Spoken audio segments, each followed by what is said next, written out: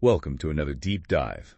Today we're taking you on a really fascinating journey. We're going inside a specific educational institution. That's right. Pulling back the curtain, so to speak. Exactly. We want to see what makes it tick, why it's having such a significant impact. We've got a detailed look at Darchula Multiple Campus, or DMC. Yeah, and our sources describe it with this great phrase, shaping minds, building futures. I like that. Sets the tone. It does. And what's really compelling, I think, is how this particular institution, nestled in a pretty specific, you could say, remote region of Nepal. Right. It's not just a local school. It embodies this, much broader mission, making higher education genuinely accessible and impactful. So more than just its location suggests. Definitely. It's a powerful example, really, of how a grassroots community vision can actually scale up, lead to national transformation, through learning. Okay, let's unpack this then.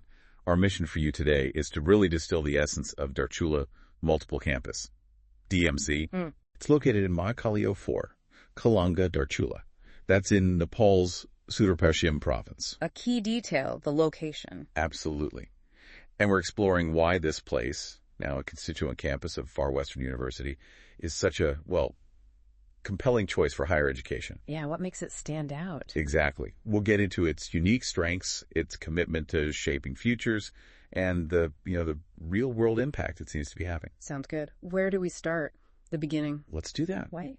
How did DMC even come to be? Because this wasn't just some top-down government thing. No, not at all. It actually began as a genuine community-led effort way back in 2059 BS. That's the Nepali calendar. Right, which is, 2002, 2003 for most of it? Exactly. Then quite a bit later in 2075 DS, so 2018, 2019, okay, it transitioned, became a constituent campus of Far Western University, or FWU. And that's a significant step, joining a national university system. Huge. And here's where it gets really interesting, I think. FWU itself, it's a government-funded national university.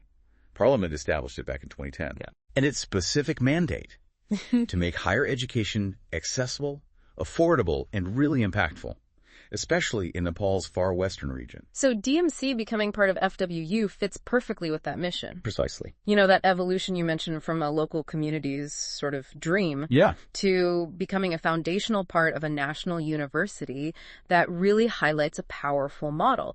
Possibly replicable even for regional development. That's a great point. It's not just happening in isolation. Not at all. And FWU's strategic presence, it isn't just about Darchula. They have, I think, 15 constituent campuses spread across all 9 districts of Sudur province. Wow, 15? Yeah, plus 32 affiliated campuses nationwide. So it's not simply about, offering a few courses here and there. Right. It's systematically building the educational infrastructure exactly where it's most needed to really foster that regional and ultimately national transformation. That context is crucial.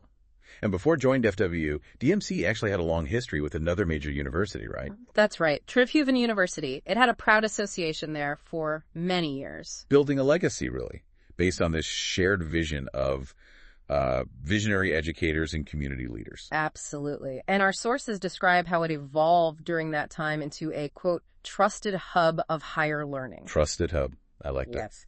Admired for its commitment to academic rigor, sure, but also practical application and, importantly, community service. That phrase, model institution in far western Nepal, that really jumped out at me from the sources, too. Me too. And when you dig into what that means, what our sources reveal is that it's admired not just for, academic results, but for its transparency, which is often a challenge, its consistent performance, and a genuinely student-centered approach to innovation. It goes way beyond just rote teaching. So it's about the whole environment. Exactly. Cultivating an environment that's inclusive, deeply rooted in its local context, but also research-driven and somehow globally relevant. That's quite a balancing act. It really is. Quite an accomplishment. Now, every impactful institution, needs a clear direction.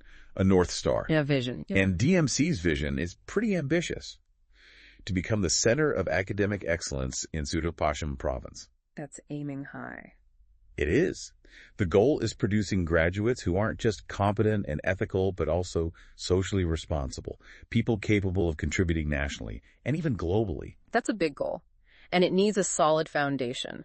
Which brings us to the mission, right? Exactly. That ambitious vision, it's underpinned by a very practical, sort of actionable mission. Like what? Well, They aim to provide inclusive and affordable higher education. That's key. Enhance both academic and professional competencies. Practical skills again. Right. Vigorously promote research, innovation, critical thinking, and crucially, strengthen leadership, community engagement, and sustainable development. Sounds very holistic. It really is. It's a holistic approach to student growth, preparing individuals not just for, a job, but for active, impactful citizenship. Okay, so what are these future leaders actually studying? Let's get into the academic heart of DMC. Yeah, the programs. They offer a pretty diverse range, it seems, across 3 key faculties. First, the Faculty of Education. Okay. You can pursue a BE, that's a Bachelor of Education, in subjects like English, Maths, Nepali, Population Education, basically equipping future teachers. Makes sense. Foundational. And there's also an MEd, a master's degree, in more specialized areas, Nepali education or curriculum planning and leadership. Good specializations. And then? Then, shifting gears, there's the Faculty of Management. They offer a Bachelor of Business Studies, the BBS. Ah, okay. Business skills. Exactly. Focusing on core stuff, marketing, accounting, finance, entrepreneurship. Which is absolutely crucial, isn't it? For nurturing the kind of leadership and analytical thinking that region needs to drive its economy. Good point. Very practical for development. Definitely. And thirdly, for those interested more in societal change, the Faculty of Humanities and Social Sciences. Right. What's offered there? They have a BA Bachelor of Arts in Development Studies and Sociology, plus an MA, Master of Arts, also in Development Studies. Okay, so a real focus on development.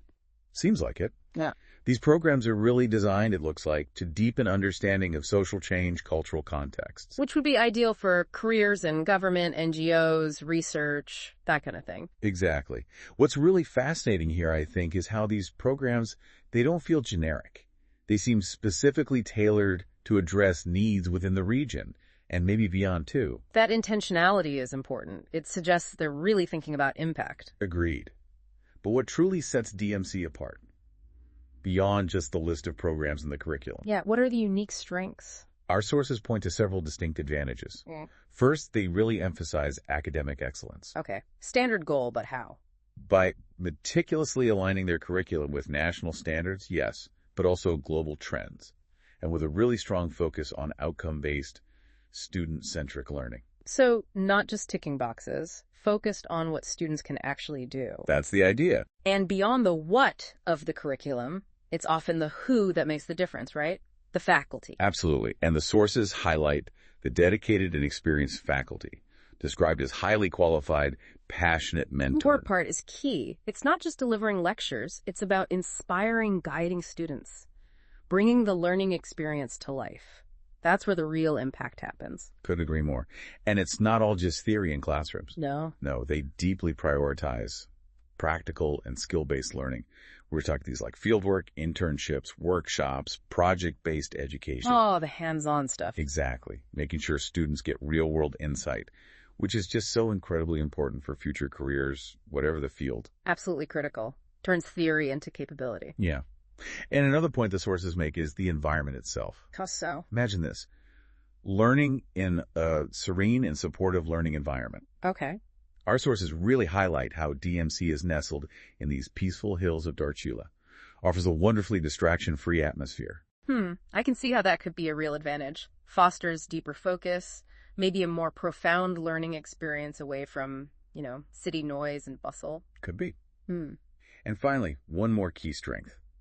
Their deep community integration. Right. What does that look like in practice? Well, it seems it's not just a buzzword. They actively encourage students in civic engagement, social responsibility, cultural harmony. Okay. For example, sources mention students getting involved in local awareness campaigns or community improvement projects, things like that. So really building well-rounded individuals who understand their place and role in society, not just academics in isolation. That seems to be the goal. That's really important. And, it's not just about what's taught or even the faculty. The whole environment at DMC seems designed to support learning and growth. The facilities and support system? Exactly. They boast an excellent library and e-resource center, robust ICT infrastructure, so modern computer labs, reliable high-speed internet. Essentials these days? Totally. And crucial counseling and guidance services for students, too. That raises a really important point, doesn't it? How does an institution truly support its students holistically? beyond the classroom walls. Right. It's more than just books and computers. Absolutely. And DMC's approach seems pretty comprehensive. They offer a rich array of extracurricular activities, sports, debates, quizzes, that kind of thing. Keeps things balanced. Yeah. And critically, they provide vital scholarships, both merit-based and need-based, with reserved quotas for marginalized groups, too. That's crucial for accessibility. Hugely. All of this within what's described as a safe, clean, and green campus environment. It's about nurturing, really, every aspect of a student's life. Okay, so they've got the programs, the faculty, the environment. But are they resting on their laurels or constantly improving? Good question. What do the sources say about, quality improvement? Well, it seems DMC is deeply committed to constant advancement. Innovation. They host regular seminars, research reviews. Okay, standard academic stuff. Yes, but also consistently integrating new technology into their teaching methods. Ah. Okay. What's truly impressive here, I think, is the sheer breadth of their commitment to continuous improvement based on our sources. How so? Well, beyond the basics you mentioned, they've invested in things like e-libraries, digital classrooms, a curriculum that's deliberately kept relevant to community needs. Right, adapting. Yeah. They also emphasize transparent budgeting, which we touched on, and they've established practical support structures like an incubation center to foster entrepreneurship, a research cell, and a placement cell to actively help graduates find jobs. So real concrete support for after graduation. Exactly. They even run practical programs like Learn and Earn, stock market training, various internships. This commitment to innovation feels really comprehensive and deeply practical. And it seems this extends to student well-being, too, not just academics and careers. Absolutely. They offer things like free health checkups, motivational sessions, even yoga classes. And they're actively engaged in campaigns, promoting gender equality, anti-drug awareness, child marriage prevention, things that are really relevant social issues. So tackling community issues right there on campus. It seems so. Their stated goal is to cultivate a gender-friendly, inclusive, non-discriminatory campus culture, complete with accessible infrastructure, and even a clear anti-politicization policy. That last one is interesting, trying to keep the focus on education. It suggests a deliberate effort, yeah. Okay, so ultimately, the big question, what happens after graduation? Does all this effort pay off? Where do these graduates actually end up?